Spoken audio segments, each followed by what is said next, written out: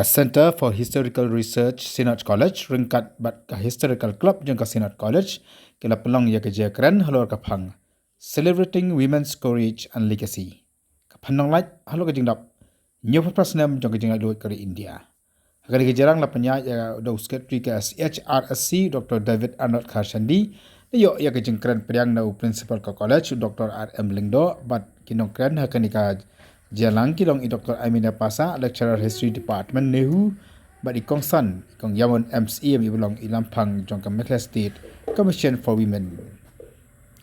Haba ajeng kan Kong Amina Pasa ilero i ka college namar ka jing biang ka jong ka amtang haki tiar gitan ray. Hagad nong hikairu ila ay masimru ya ka samla puli bikin long ki baslor but ki patristaw kum ka phanong light bikin na ban emailu ban kentiu ya ka jai pendriu. Syiem College acknowledges her contribution along with Kyiad in the saga of Khasi resistance against colonial rule.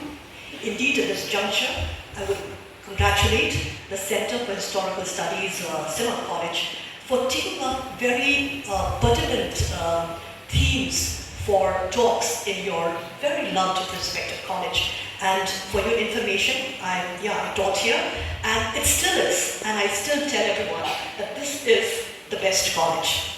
Right? Not just in infrastructure, but also in your very wise, erudite teachers. The solidarity that you have among your students and teachers and the staff. Keep it up. God bless you all.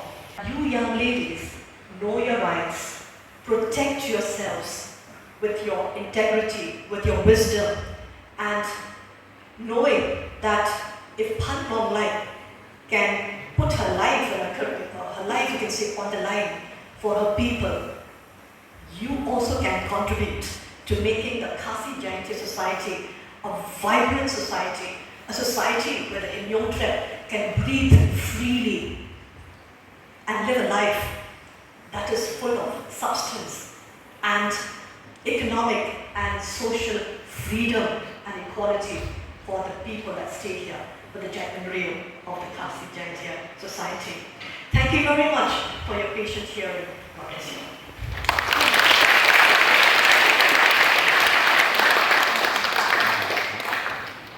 We have a case where a woman recently, I think, we have cases like this. Either they're beaten by their husbands.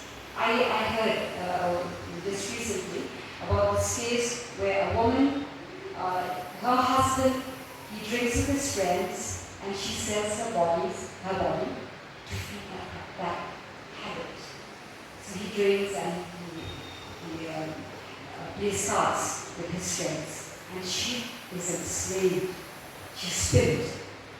Can you call it one of the biggest kind of enslavement, right?